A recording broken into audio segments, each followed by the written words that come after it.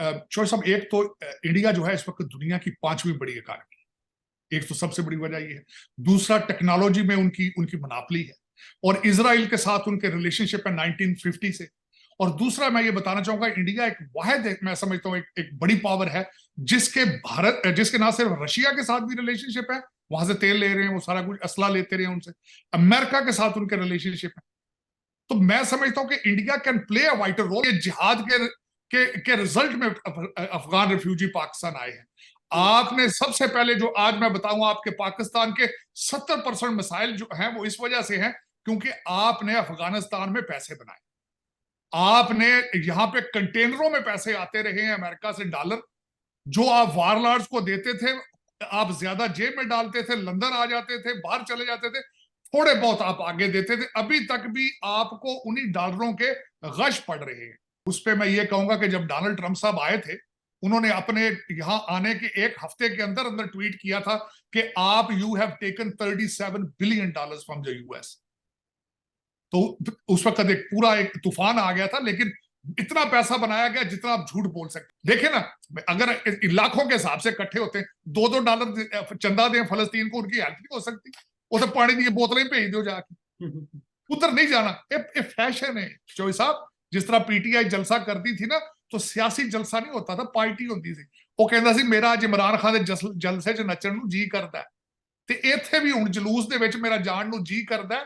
ਇੱਥੇ ਅੱਧੀ ਤੇ डेटिंग करते ना, कुड़ियां मुड़े एक दूसरे का नंबर शंबर लेते हैं जाके। कि बिल्कुल आपकी बात सही है, चाइना से आप बात नहीं कर सकते क्योंकि आप उनसे पैसे लेकर खाते हैं। 2000 मस्जिदें उन्होंने वहां गिरा दी हैं चाइना में, आपके जो पाकिस्तान के बॉर्डर के साथ उनका सूबा लगता है, और वहां पे ना दाढ़ी रख सकते हैं आप, ना नमाज पढ़ सकते हैं आप। तो उधर नहीं तवज्जो देनी आप, पता नहीं ये अच्छा। दूसरा, ये सिर्फ एक सियासी बयानात हो बस। इस तरह पहले देखे ना चौधरी साहब, पहले भी जब हमारे कुछ होता है, फौरन 2-4 चीजें हम फौरन कह देते हैं ना, अपना काम करने की बजाय हम कह देते हैं राह ने कराया है, कहते हैं मुसाद ने करा दिया है, सीआईए ने करा दिया है। वो सारे वेले बैठे, तो आप अपना काम क्यों नहीं करते? आप रोकते क्यों नहीं? आपने मैं कहता हूं इस वक्त पीटीआई वाले बंदे आपने 2-2 दफा पकड़ लिए हैं। आप एक इंटरव्यू पे तसल्ली नहीं होती, उसका फिर दूसरा इंटरव्यू कराते हैं। आप 25 करोड़ लोगों की फाइलें बना के फिर रहे हैं, दहशत गर्दों की फाइलें क्यों नहीं बनाते आप? हर बंदे की कॉल सुनते हैं आप, दहशत गर्दों की कॉलें क्यों नहीं सुनते आप? ये सारा कारोबार है चौधरी साहब। आज यहां पे अमेरिका के अंदर, आज अभी थोड़ी देर पहले एक न्यूज आई है कि हमास का जो हेड है उसकी नेटवर्थ $4 बिलियन है। आप इस वक्त आईएमएफ के जो तलबे चाट रहे हैं सिर्फ 72 मिलियन के लिए। दो हेड, जो एक अभी सर्विंग हेड है हमास का वो, और जो पिछला है, दोनों की नेटवर्थ $4 बिलियन। या अभी खबर चल रही है अमेरिका के अंदर। कोई भी मजहब चॉइस साहब इस चीज की नफरतों को प्रमोट नहीं करता। नफरतों को जब तक हर दुनिया का हर मजहब प्यार को प्रमोट करता है, ये पता नहीं किसने इनको बता दिया है कि नॉन मुस्लिम्स के साथ जो है वो इस तरह का सलूक करना है। मेरे ख्याल में यह वाहिद कंट्री पाकिस्तान ही है जहां इस तरह के हालात है। जी तो दोस्तों, मैं हूं सुहेब चौधरी और आप देख रहे हैं मेरा और आपका YouTube channel real entertainment TV. सबसे पहले आपकी मोहब्बतों का बहुत शुक्रिया कि आप मेरे काम को पसंद करते हैं। लेकिन अगर किसी ने अभी तक इस चैनल को सब्सक्राइब नहीं किया तो सब्सक्राइब कर दे ताकि हर आने वाली वीडियो आप तक पहुंच सके। पाकिस्तान में इस टाइम अफगान रिफ्यूजीज का इशू चल रहा है और बहुत से लोग ये मैसेज कर रहे थे, कमेंट कर रहे थे कि भाई इनके ऊपर आवाज उठाई जाए, इनके जो इश्यूज हैं वो हाईलाइट किए जाए, पब्लिक से ओपिनियन लिया जाए और खास तौर पर जो रियलिटी है वो हम तक पहुंचाई जाए। मैं ये समझता हूं पब्लिक से ओपिनियन ली, किसी ने बोला कि अफगानियों को वापस भेज देना चाहिए, हमारे सर पे बोझ है। किसी ने ये बोला कि भाई अफगानी 30-40 साल से यहाँ पे रह रहे हैं, बिजनेस कर रहे हैं, उनके बच्चे यहाँ पे स्टडीज कर रहे हैं, तो उन्हें नहीं भेजना चाहिए। लेकिन रियलिटी क्या है, पाकिस्तान में अफगान रिफ्यूजीज आए कब और अमेरिका से कितनी फंडिंग आती रही उनके नाम पे, और क्या पाकिस्तान गवर्नमेंट का ये डिसीजन बेहतर है या नहीं बेहतर, इसके ऊपर इन डिटेल बात करेंगे। साजिद ताड़ साहब हमारे साथ मौजूद हैं। इसके अलावा ईरान ने जो रिक्वेस्ट की है, कॉल की है इंडिया को कि इसराइल और हमास का जो कन्फ्लिक्ट है उसे खत्म करने में अपना रोल अदा किया जाए, इसके ऊपर भी बात करेंगे। और भी बहुत सी खबरें हैं। एक हफ्ते में पाकिस्तान फोर्सेस यानी नंबर 1 एजेंसी के ऊपर तकरीबन 3 से 4 अटैक हो चुके हैं, इसके ऊपर बात करेंगे। अस्सलाम वालेकुम सर। वालेकुम सलाम, थैंक यू चौधरी साहब for having me your show. Sir आपका बहुत शुक्रिया कि आपने ज्वाइन किया। सबसे पहले सर स्टार्ट करना चाहूंगा, मैं पर्सनली खुद भी चाहता हूं कि ये जो सारा केस है अफगान रिफ्यूजीज वाला इन डिटेल आपसे समझूं खुद अपने लिए, और देखने वालों को भी अगर आप बताएं कि ये कब अफगान रिफ्यूजीज आए, इंटरनेशनल लॉ क्या कहता है, क्या इन्हें वापस अब भेजना चाहिए इतने सालों के बाद, और फिर क्या हमने उन पे एहसान किया? जो पाकिस्तान में कंसेप्ट है कि भाई जंग का माहौल था, हमने एहसान किया, हमने पनाह दी, क्या एहसान किया या डॉलर लिए गए? सर काइंडली ये पहले डिटेल में जरा समझाइएगा, बताइएगा। तो सबसे पहला मेरा क्वेश्चन तो ये होगा कि इसकी बुनियाद क्या थी रेफ्यूजीज आने की, और क्या वाकई आपने जिहाद किया? आपने इस्लामिक जो जिहाद आप कहते हैं अफगानिस्तान में, अकॉर्डिंग टू द आपका अगर मीडिया देखा जाए तो आपने रशिया के खिलाफ जिहाद किया और यहाँ पे मुजाहिद इकट्ठे किए पूरे दुनिया से। क्या आपको वाकई जिहाद की डेफिनेशन का पता है? क्या आपको पता है कि जिहाद कब फर्ज होता है मुसलमानों पे? पहला सवाल तो ये है, क्योंकि ये जिहाद के रिजल्ट में अफगान रिफ्यूजी पाकिस्तान आए हैं। आपने सबसे पहले जो आज मैं बताऊंगा, आपके पाकिस्तान के 70% मसाइल जो हैं वो इस वजह से हैं क्योंकि आपने अफगानिस्तान में पैसे बनाए। आपने यहां पे कंटेनरों में पैसे आते रहे हैं अमेरिका से, डॉलर जो आप वारलॉर्ड्स को देते थे, आप ज्यादा जेब में डालते थे, लंदन आ जाते थे, बाहर चले जाते थे, थोड़े बहुत आप आगे देते थे, अभी तक भी आपको उन्हीं डॉलरों के गश पड़ रहे हैं। आज पाकिस्तान जो तबाही के धाने पे है उसकी 70% वजूहात जो है क्योंकि आपने अफगानिस्तान में जाकर घुसकर रशिया अमेरिका की जो जंग लड़ी पैसे लेकर, आपके सारे मसाइल की बेस वो है। उसमें अब कहा जाता है कि 70,000 80,000 जाने पाकिस्तानी फौजियों की जाया हुई, वाकई हुई है, उसमें कोई शक नहीं है, क्योंकि जो फौजी फ्रंट पे लड़ने वाले होते हैं उनको डॉलर कहाँ मिलते हैं? उनका तो इसके साथ कोई रिलेशनशिप नहीं ना। उनको तो कहा जाता है जा गोलियां ठंडी कंकारो अगे लंबा पैदा जाके। उसमें चॉइस अब मैं जो सबसे बड़ी जो मैं बात कहूंगा, आपके ज्यादातर मसाइल क्योंकि पाकिस्तान के अंदर दहशतगर्दी बिजनेस बनी है अफगानिस्तान की वजह से। आपने सबसे पहले वहां पे घुस के जाके आपने पैसे बनाए, आपने जंग अमेरिका की लड़ी, अपने 80,000 बंदे भी मरवाए, पैसा बनाया उस पर, और उसके बाद उसकी छोटी छोटी, अब तालिबान कौन है? तालिबान सारे आपके पाकिस्तान के मदरसों के पढ़े हुए स्टूडेंट है वो सारे। आपके मौलाना फजलुर रहमान साहब हैं, उनके मदरसों में सारे सारे तालिबान। हकानी कौन है? हकानिया जो आपका मदरसा वहां के पढ़े, वो आपका जो कराची में मदरसा है मुल्ला उमर वहां के पढ़े हुए थे। तो ये सारे जो अगर ताने बाने देखे जाए तो ये सारे मसाइल का हल आपने जब अफगानिस्तान से पैसे बनाने का कारोबार शुरू किया वहां से शुरू किया। चले कोई नहीं, उससे आगे चलते हैं। अब वो मुहाजिरीन आ गए, तो जब आपने मुहाजिरीन कहते हैं, रेफ्यूजी कहते हैं, उसका दर हकीकत अगर ट्रांसलेट किया जाए तो जब उस मुल्क के हालात ठीक होते हैं उन्होंने वापस जाना होता है, लेकिन आपने उस पर नहीं तवज्जो दी। आप कोई भी काम ढंग से नहीं करते। मैं उसकी मिसाल देता हूं। यही रिफ्यूजी जब ईरान के अंदर गए, उन्होंने एक कानून बनाया, एक असूल बनाया कि इनको मुहाजिरीन को सिर्फ एक सर्टेन एरिया के अंदर रखा जाएगा, उनको खुली छुट्टी नहीं दी जाएगी कि पूरे ईरान के अंदर घूमें। तो उनके अंदर दहशतगर्दी नहीं हुई, उनके अंदर जराइम पेशा लोग नहीं आए। जाहिर है जब मुहाजिरीन आएंगे उनके पास वो कारोबार नहीं होगा, वो जुर्म करेंगे। खाना उन्होंने कहां से?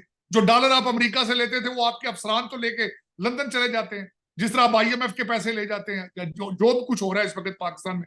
आपकी करप्शन की हालत देख लें। क्रिकेट का मैच भेज देते हैं, आप अपने पासपोर्ट भेज देते हैं। अभी 12,000 पासपोर्ट तो आपने अफगानियों को बेचे अभी रिसेंटली। तो इसी तरीके से आपने जब सारा कुछ करते रहे हैं, वो मुहाजिरीन कहां से खाते?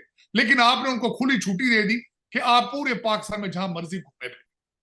अब उनके पास शनाख्ती कार्ड भी हैं, उनके पास आपके पासपोर्ट भी मौजूद है, आप बेचते रहे उनको, आपको मानना पड़ेगा ये। सर इधर एक सवाल ये है कि जो एक कंसेप्ट पाकिस्तान में दिया जाता है, मैंने स्टार्ट में भी बोला कि हमने एहसान किया, एक उन पे मुश्किल वक्त था, हमने उन्हें यहाँ पे जगह दी। लेकिन थोड़ी सी जो मैंने स्टडी की है, हमने तो बड़ी तादाद में डॉलर लिए अमेरिका से, हमें फंडिंग हुई कि भाई आप ये रिफ्यूजीज को रखें, इन्हें आप जो सा यहाँ पे जगह दें, उसके बदले में डॉलर मिले। कितने डॉलर आपके ख्याल से अब तक पाकिस्तान ले चुका है, कोई अगर अंदाजा हो, या फिर क्या इस पे आप कहेंगे? उस पे मैं ये कहूंगा कि जब डोनाल्ड ट्रंप साहब आए थे, उन्होंने अपने यहां आने के एक हफ्ते के अंदर अंदर ट्वीट किया था कि आप you have taken $37 billion from the US।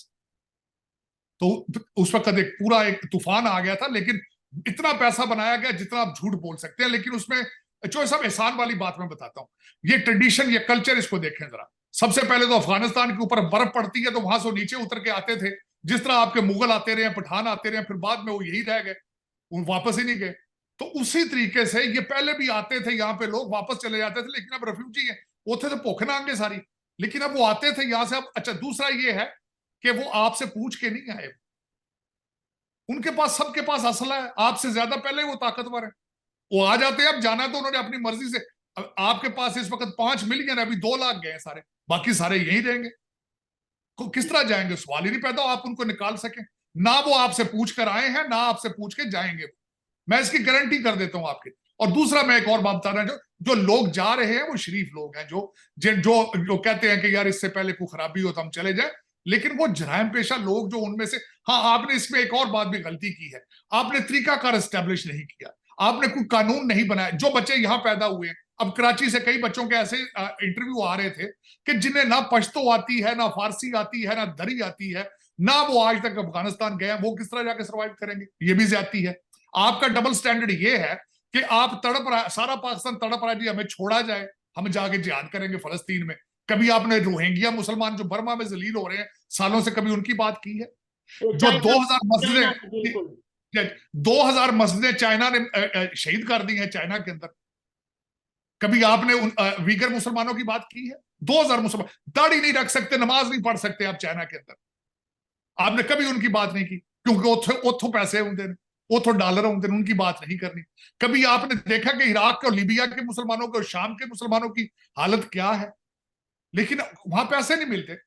फलस्तीन की रिश्तेदारी बल्कि के कारोबार है। और मैं बता रहा हूं, दुनिया में जहां भी एहतजाज हो रहा है ना इस वक्त फलस्तीन के लिए, उसके पीछे जो अपोजिशन पार्टी होती है, उन्होंने जो सिटिंग गवर्नमेंट होती है उसके ऊपर प्रेशर क्रिएट करना होता है। तो वो हो रहा है इस तरह।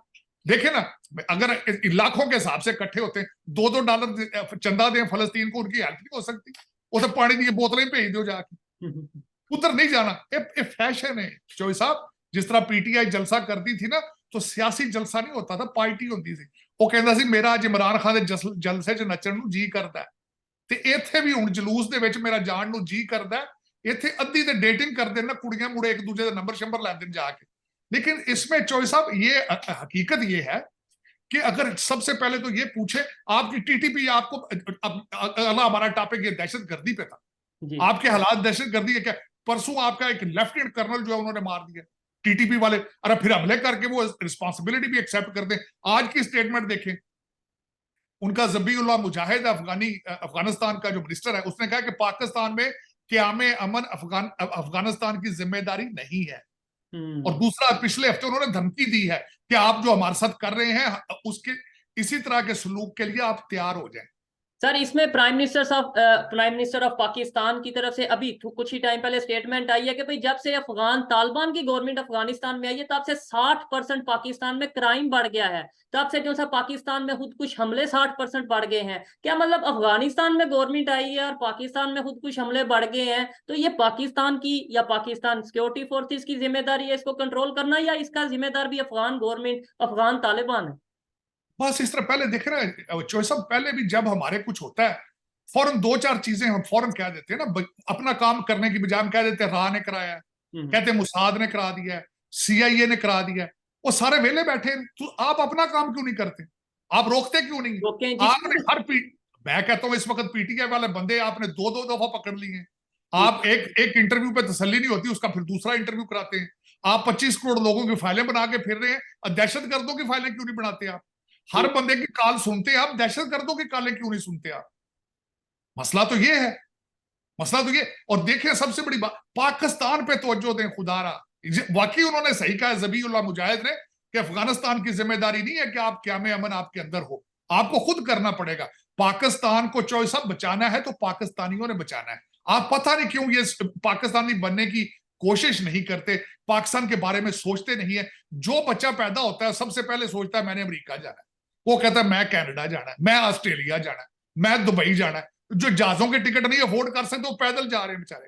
भाई इस तरह वो कंट्री नहीं चलते। और जो आपको चलाने वाले हैं वो भी सारे डुअल सिटीजन है, आपके जज, सारी एस्टेब्लिशमेंट सारे डबल सिटीजन है सारे। उनको यहाँ आपका जो वजीर आज़म आता है लंदन से आता है और वापस वहीं चला जाता है। तो आपको सोचना चाहिए कि हमारी डायरेक्शन क्या है, हम कहाँ जाएंगे। करप्शन से आपके इतने बुरे हालात हैं इस वक्त कि आप, मेरा मकसद है, मैं एक छोटी सी मिसाल लेता हूं। आज आपका टॉप सिटी का जो एक बिजनेसमैन था इस्लामाबाद में, उसका केस सुप्रीम कोर्ट में लगा, जिसको आपके एजेंसियां उठा के ले गई थी। अमीर तरीन आदमी है, सुना है उसके पास फरारी गाड़ी है जिसमें गोल्ड प्लेटेड चीजें लगी। 2017 में उसको अगवा किया, मारा गया था उठा के। एक अमीर तरीन आदमी को इंसाफ मिल रहा है 2017 के बाद, अब 2023 आ गया। ठीक है, और आम आवाम की क्या उसकी वजह कि इंसाफ है ही नहीं। जी सर, जानते हैं आपने भी बात की कि जो यहाँ पे जल से जुलूस किए जा रहे हैं, हमें बहुत दर्द दिखाया जा रहा है, बताया जा रहा है फलस्तीन के लिए, और एक बड़ी स्टेटमेंट है जो टीएलपी के इस टाइम चीफ है, अपना क्या नाम लेते हैं, तहरीक लब्बैक पाकिस्तान के हाफिज साद रिजवी साहब, उन्होंने ये बोला है, ये खबर के मुताबिक उन्होंने ये बोला है कि गवर्नमेंट हमें इजाजत दे तो हम 15 लाख मुजाहिदीन हमारे पास मौजूद हैं जो कि गजा जाएंगे, जो कि फलस्तीन जाएंगे और इसराइल से लड़ेंगे। सर, हम इसराइल से लड़ने, गजा जाने के ख्वाहिशमंद बहुत नजर आ रहे हैं। ये साथ ही अफगानिस्तान है, अपने रिलेशन पहले इनसे क्यों नहीं बेहतर कर लेते? साथ ही चाइना है, यहाँ पे भी मुसलमानों की जो कंडीशन है, जो आपने जैसे अभी बताया, हम 15 लाख मुजाहिदीन वहां क्यों नहीं भेज देते? हमें 7 समंदर पार ही इतनी मोहब्बत क्यों जागती है? वो भी सीजनल मोहब्बत होती है, मतलब अभी सीजन फलस्तीन का चल रहा है तो इसके लिए मोहब्बत जागेगी, उसके बाद कभी थोड़ा सा फंडिंग या कुछ मामला आएंगे तो कश्मीर का नाम हम उठा लेंगे, फिर उसके बाद कभी हम, मतलब हम ये बिल्कुल साथ चाइना है, हम तो, हमें यहाँ पे शायद जहाद की भी जरूरत ना पड़े, चाइना से वैसे रिक्वेस्ट करें क्योंकि आयरन फ्रेंड है, तो शायद वो हमारे मुसलमानों या हमारे जैसे हमें बताया जाता है कि मुसलमान ब्रदर, तो उनके साथ कोई अच्छे रिलेशन या कुछ अपना बिहेवियर अच्छा कर ले। 15 लाख उन्होंने बोला मुजाहिदीन हमारे पास मौजूद हैं। ये भी एक बड़ा सवाल है कि 15 लाख मुजाहिदीन या 15 लाख लोग जिहाद करने वहां जाएंगे और वो अपने पैसे पे जाएंगे, गवर्नमेंट से पैसे नहीं देंगे, ये खबर है। तो सब मैं बिल्कुल आपकी बात से एग्री करूंगा। मेरी रिक्वेस्ट होगी रिजवी साहब से कि 15 लाख छोड़े 15,000 बंदे लेके टीटीपी वालों से मिलने जाते हैं जो आपके घर में घुस के मार रहे हैं। वो फलस्तीनी तो कुछ नहीं कर रहे ना, वो आपको तो नहीं मार रहे ना, इजरायली यहूदी तो नहीं, ये तो घुस के मार रहे हैं और बार बार थ्रेट कर रहे हैं आपको। और दूसरी एक बात ये है कि बिल्कुल आपकी बात सही है, चाइना से आप बात नहीं कर सकते क्योंकि आप उनसे पैसे लेकर खाते हैं। 2000 मस्जिदें उन्होंने वहां गिरा दी हैं चाइना में, आपके जो पाकिस्तान के बॉर्डर के साथ उनका सूबा लगता है, और वहां पर ना दाढ़ी रख सकते हैं आप, ना नमाज पढ़ सकते हैं आप, तो फिर उधर नहीं तवज्जो देनी आप। पता नहीं ये अच्छा, दूसरा ये सिर्फ एक सियासी बयानात होते हैं। अब मौलाना फजलुर रहमान साहब वहां चले गए हैं, कतर में जाके फोटो खिंचा रहे हैं उनके साथ, मिल रहे हैं उनके साथ, तो थोड़ा अगे चले जाओ, उतो तो नेड़े ही है कि फलस्तीन, तुम पीछे क्यों रहते हो? आज मैं आपको मजे की बात नहीं, आज छोटी सी बात बताना चाहता हूँ। ये सारा कारोबार है चौक साहब। आज यहाँ पे अमेरिका के अंदर, आज अभी थोड़ी देर पहले एक न्यूज आई है कि हमास का जो हेड है उसकी नेटवर्थ $4 बिलियन है। आप इस वक्त IMF के जो तलबे चाट रहे हैं सिर्फ 72 मिलियन के लिए, 2 हेड, जो एक अभी सर्विंग हेड है हमास का वो, और जो पिछला है, दोनों की नेटवर्थ $4 बिलियन, या अभी खबर चल रही है अमेरिका के अंदर। तो ये कारोबार है। ये अब आगे मैं मजे, इसराइल की जंग इस वक्त जो हमास के साथ हो रही है गाजा में, अब अगले नंबर पे बारी आ रही है, मिस्र वाले पैसे बनाएंगे, फतह अल सीसी वो पैसे मांग रहे हैं कि हम ले लेंगे फलस्तीनी रेफ्यूजी, लेकिन हमें पैसे दिए जाए। वो पैसे किन से मांग रहे हैं? इसराइल से पैसे मांग रहे हैं। आपके मुसलमान भाई जो हैं, इजिप्शियन, मिस्री, वो पैसे इसराइल से मांग रहे हैं कि हम अपने मुसलमान भाइयों को रख लेते हैं अगर आप हमें पैसे दें, लेकिन पैसे तो हम यहूदी दें, पैसे यहूदी दें हम। तो ठीक ये जो सब ये कारोबार है, और कारोबार चल रहा है। OIC की मीटिंग होने वाली है, ईरानी सदर जो है वो सऊदी अरब जाने वाले हैं, लेकिन ये कारोबार है, टोटल कारोबार, इसमें कारोबार के अलावा कुछ भी नहीं है। सर ये कारोबार अपनी जगह ठीक है, लेकिन आपको नहीं लगता कि ये आम जो पाकिस्तानी है, खासतौर पे इतनी एजुकेशन हमारे पास होती नहीं है, इंटरनेशनल एक्सप्लोयर हमारे पास होता नहीं है, पूरी दुनिया में क्या चल रहा है हमें इतना बताया नहीं जाता। मेरे जैसे आम पाकिस्तानियों को जब जज्बाती नारे सुनाए जाते हैं, जज्बाती नारे बताए जाते हैं कि जिहाद कर देंगे, हम ये कर देंगे, एटॉमिक पावर किस लिए है, आपको नहीं लगता कारोबार की तो अपनी जगह, लेकिन पाकिस्तान के जो लोग हैं मजीद उनके दिलों में, उनके दिमागों में नफरतें बढ़ती जा रही हैं नॉन मुस्लिम के लिए, खासतौर पे यहूदियों की बात कर लें, हिंदुओं की बात कर लें, नफरतें बढ़ती जा रही हैं और इसका नुकसान पाकिस्तान को होगा आने वाले टाइम में। ये कोई बेहतरी की वाली बात मुझे नजर नहीं आ रही और बहुत बहुत अलार्मिंग सिचुएशन है। पाकिस्तान के इवन एजुकेटेड जो लोग हैं उनसे भी जब मैं जाके बात करता हूँ, वो यही पहली बात ये कहते हैं कि भाई इसराइल को तो वैसे ही खत्म होना चाहिए, यहूदियों को तो वैसे ही खत्म होना चाहिए, इन्हें हिटलर को ही चाहिए था कि वो सारे यहूदी खत्म कर देते। मतलब एजुकेटेड लोग भी ये स्टेटमेंट देते नजर आ रहे हैं। आपको नहीं लगता कि ये आने वाले टाइम में नफरतें मजीद बढ़ेंगी और इसका नुकसान पाकिस्तान को होगा? तो सब इसमें मेरा कंक्लूजन ये है कि सबसे पहले तो बताऊं आपको, पाकिस्तान को या किसी भी मुआशरे को नफरतें 2 वजूहात की वजह से फैलती हैं। एक तालीम ना होना और दूसरा भूख ना होना। भुख ना कदी रजा बंदा भी लड़दा वेख्या तुसीं, हमेशा भुखे बंदे लड़ते हैं। ऐसे तो ही उसमें सबसे बड़ी बात देखे ना, अमीर जो खा पी रहा होगा आप उसको बुलाएंगे कि झगड़े की तरफ आओ, फिर भी अवॉइड करेगा, कहेगा नहीं यार बड़ा अरसा कर मैंने बड़ी मेहनत के साथ ये तरक्की की है, छोड़ो ये झगड़े वाली बात नहीं करनी। जो जबरदस्त, ऐसे भूखा ही नंगा होगा वो लड़ेगा, और जिसके पास तालीम नहीं होगी उसको जो मर्जी चूरन बेचे वो बिक जाएगा, वो कहेंगे जी इस्लाम खतरे में, वो कहेगा खतरे में। हम्म, और सारा दिन मेरा असल प्रॉब्लम तो यही है, आप पाकिस्तान में निकले हर चौक में 5-7 लड़के खड़े होकर सिगरेट पी रहे हैं, लड़कियां ताड़ रही हैं। ये एक फैशन रिवाज है, क्योंकि कौम सारी कुछ करने के काबिल ही नहीं। मैं इस वक्त आपको छोटी सी बात, 3 आपके मिसाइल हैं इसमें सबसे बड़े, दहशतगर्दी आपका मसला है, इकॉनमी आपका मसला है, और उसके बाद करप्शन आपका मसला है। किसी भी लीडर ने अभी तक इन 3 चीजों को हैंडल करने के लिए कोई रोड मैप दिया है कि हम पावर में आएंगे तो हम ये करेंगे? हम किसी ने अपनी गलतियां तस्लीम की हैं आज तक? पीटीआई जा चुकी है, नवाज शरीफ साहब 3 दफा प्राइम मिनिस्टर, किसी गलती का इन्होंने एतराफ किया है कि हमसे गलतियां हुई, आगे हम नहीं करेंगे? ठीक हो गया लेकिन ये जी जी जी सर, जरूर। नहीं, हम सॉरी को ठीक है सर, 2 सवाल हैं, बहुत अहम सवाल हैं ऑडियंस के लिए भी, मेरे लिए भी। एक तो ये कि ईरान ने हेल्प मांगी है, डायरेक्टली या इनडायरेक्टली हेल्प मांगी है इंडियन प्राइम मिनिस्टर से कि वो इसराइल हमास का जो कन्फ्लिक्ट चल रहा है उसमें कोई अपना रोल प्ले करें, कोई अपना मामला को बेहतर करने में फुल फोर्स लगाएं। एक तो ये बात है कि 57 इस्लामिक कंट्रीज क्या कर रहे हैं जो कि फिर इंडिया को ही हेल्प के लिए बुलाया जा रहा है। और दूसरा ये नंबर 1 एजेंसी, नंबर 1 जो पाकिस्तान के कहा जाता है पूरी दुनिया में नंबर 1 अदारा है, उसके ऊपर फिर एक हफ्ते में तकरीबन 3 से 4 अटैक हो चुके हैं और पाकिस्तान सिक्योरिटी फोर्सेस के नौजवानों की जानें जा चुकी हैं। वो नंबर 1 फोर्सेस पर ही अटैक क्यों किए जा रहे हैं, तो ये बात। और दूसरे नंबर पे एक ही हफ्ते में ये जो सारी सिचुएशन बनती नजर आ रही है, और आगे आने वाले टाइम में भी मीडिया के मुताबिक, न्यूज के मुताबिक बताया जा रहा है कि अलार्मिंग सिचुएशन है। ये 2 सवालों के जवाब मुझे सर काइंडली आप जरूर दीजिएगा। लेकिन पहले मैं पाकिस्तान से जो लोग देख रहे हैं, जैसे कि साजिद ताड़ साहब ने बोला कि हर चौक में, हर गली मोहल्ले में लड़के 7-8 लड़के खड़े हैं, स्मोकिंग और ये सब चीजें, और लड़कियों के साथ जो सिचुएशन ये सब हो रहा है। मुझे ये बताइएगा, एक साइड पे हमें ये बताया जाता है कि इस्लामिक कंट्री है पाकिस्तान, जो मुसलमानों का एक गढ़ है, इस्लाम के नाम पे बना है, कोई एक काम, एजुकेशन सिस्टम हो, यूनिवर्सिटी का सिस्टम हो, बैंकिंग सिस्टम हो, बिजनेस का सिस्टम हो, इवन पॉलिटिक्स का सिस्टम हो, कोई एक काम हमारा शरी निजाम के मुताबिक है जो पाकिस्तान से लोग देख रहे हैं? कम से कम कमेंट जरूर करिएगा। जिन्हें मेरी बातें बुरी लगती हैं, जिन्हें शायद साजिद ताड़ साहब की बातें बुरी लगती हैं कि भाई हमेशा क्रिटिसाइज ही किया जाता है ये वो, ये जरूर बताइएगा। सर आपसे जो सवाल है वो यही कि भाई नंबर 1 एजेंसी पे एक हफ्ते में 3-4 अटैक, और दूसरे नंबर पे ईरान ने हेल्प मांगी है इंडिया से। इंडिया ही क्यों, दूसरे बड़े कंट्रीज मौजूद हैं जो कि बड़े बड़े कंट्रीज हैं, बड़ा नाम है, वो ये जंग क्यों नहीं रुकवा सकते? सिर्फ इंडिया क्यों रुकवा सकता है? मैं उसकी वजह ये बताऊंगा चौधरी साहब। एक तो इंडिया जो है इस वक्त दुनिया की 5वीं बड़ी इकॉनमी, एक तो सबसे बड़ी वजह ये है। दूसरा, टेक्नोलॉजी में उनकी उनकी मनापली है, और इजराइल के साथ उनके रिलेशनशिप है 1950 से। और दूसरा मैं ये बताना चाहूंगा, इंडिया एक वाहिद, मैं समझता हूँ एक बड़ी पावर है जिसके ना सिर्फ रशिया के साथ भी रिलेशनशिप है, वहां से तेल ले रहे हैं, वो सारा कुछ असला लेते रहे हैं उनसे, अमेरिका के साथ उनके रिलेशनशिप है।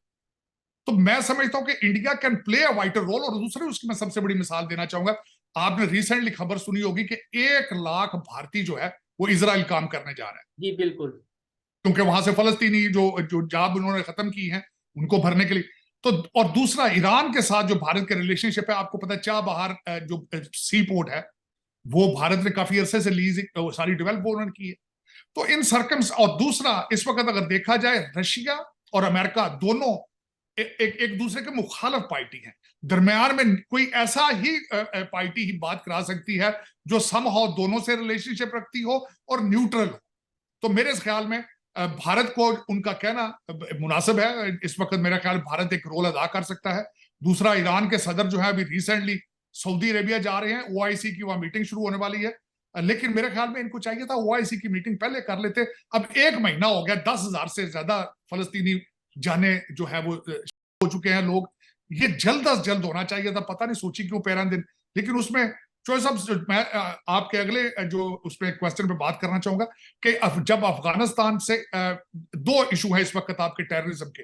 एक तो पिछले दौर में पीटीआई गवर्नमेंट ने तालिबान को जो जेलों में थे उनको रिहा किया, जो बड़े बड़े खतरनाक जो उनके कैदी थे उनको रिहा किया गया।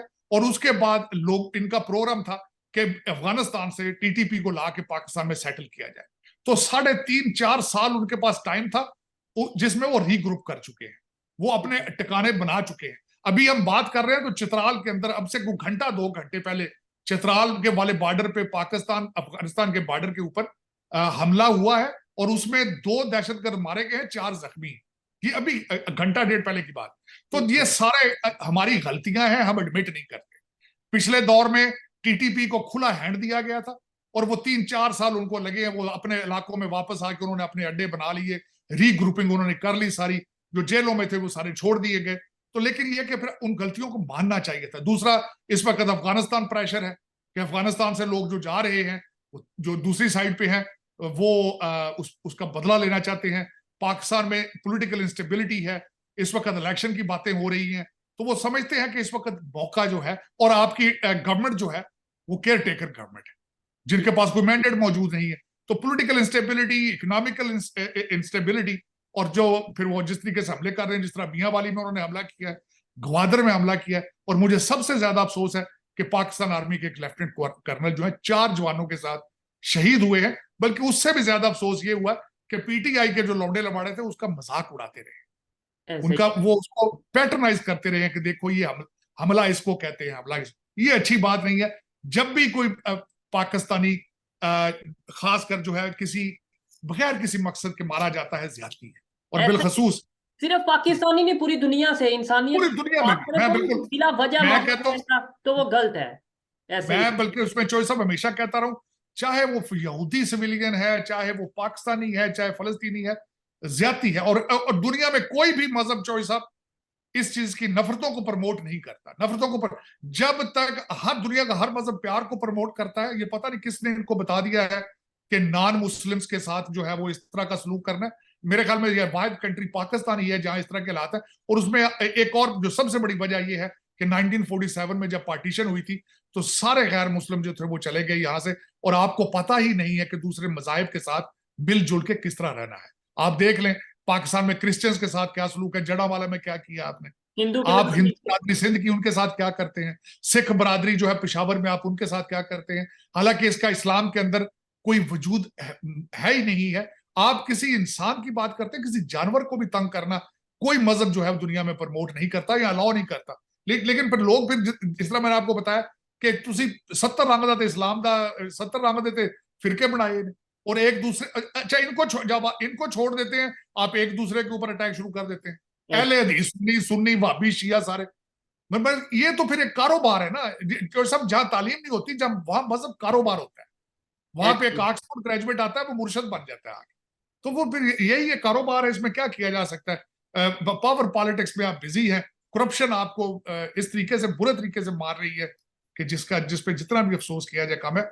लेकिन हालात खराब है इस वक्त। चाहिए हमारे इंस्टीट्यूशंस को चाहिए कि दहशतगर्दी और करप्शन के ऊपर क्रैक डाउन करें इलेक्शन से पहले, वरना जी। बहुत शुक्रिया सर, आपके कीमती वक्त का। बहुत सी चीजें सीखने को मिली, समझने को मिली, खासतौर पे अफगान रिफ्यूजीज को लेकर ये चीज क्लियर हुई कि कितने डॉलर हम लेते रहे, और साथ पाकिस्तान की मीडिया हमें ये बताती रही कि भाई हमने एहसान किया। एहसान नहीं किया, डॉलर लिए और डॉलर के बदले में काम किया। सर लास्ट में 1-2 मिनट में अगर आप ऑल ओवर दी वर्ल्ड जो भी सिचुएशन है, सिनेरियो है, जो डेवलपमेंट है, उन्हें डिस्कस करना चाहें, खासतौर पे ये जंग की जो सिचुएशन है इसराइल और हमास को लेके, क्या ये थमती नजर आ रही है? इंडिया क्या इसमें अपना कोई रोल प्ले करेगा या नहीं, क्या कहना चाहेंगे 1-2 मिनट के अंदर? नहीं, इंडिया रोल प्ले करेगा क्योंकि इंडिया यूनाइटेड नेशंस में सिक्योरिटी काउंसिल में परमानेंट सीट का कैंडिडेट है, और जो उनका रोल है खासकर साउथ चाइना सी के हवाले से, ग्लोबल साउथ के हवाले से, और मैं समझता हूं कि वो रोल अदा करेगा। अब इजराइल के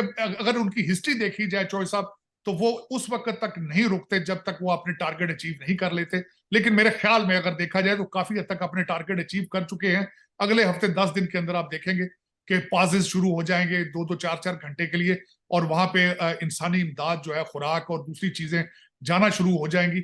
लेकिन जो कुछ भी है ज्यादती हुई है, मेरे ख्याल में मुसलमानों को सोचना चाहिए, मुसलमान कंट्रीज को सोचना चाहिए, या पूरी दुनिया को सोचना चाहिए। मैं समझता हूँ ना, ये सिर्फ मुसलमानों का प्रॉब्लम नहीं है चॉइस साहब, ये पूरी दुनिया का प्रॉब्लम है। जंग, इंसान जो भी है वो कीमती है किसी ना किसी के लिए, मजहब की उसमें लाइन नहीं होनी चाहिए। मैं समझता हूँ जहां जो कुछ भी हो रहा है ज्यादती हो रही है। ठीक है सर, बहुत शुक्रिया सर आपके कीमती वक्त का। देखने वालों से कहूंगा कि आपको साजिद तारड़ साहब की बातें, खासतौर पे अफगान रिफ्यूजीज को लेके जो इन्होंने हिस्ट्री बताई, वो कैसी लगी कमेंट में जरूर बताइएगा। मिलते हैं नेक्स्ट वीडियो में, तब तक के लिए पीस आउट, अल्लाह हाफ़िज़।